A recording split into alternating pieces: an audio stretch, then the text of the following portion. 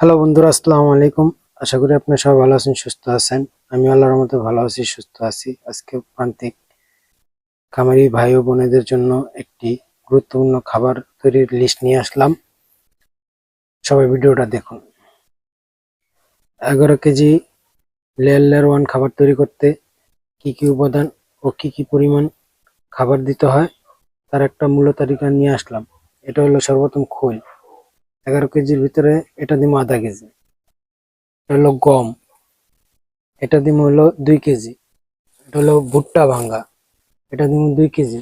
এটা হলো কুড়া, এটা চাল সহ থাকে, এটা দিব 1 কেজি। এটা হলো চাল, 2 কেজি। আরো আছে, এটার সাথে কেজি হলো ডিমের খোসা, আধা কেজি থাকবে হলো ঝিনুকের শুটকির গুঁড়ো। এই টোটাল আমার কেজি। এই খাবার তৈরি করতে আমার মাত্র 40 কেজি ধরে পড়বে। বন্ধু সবাই ভালো থাকবেন, সুস্থ থাকবেন।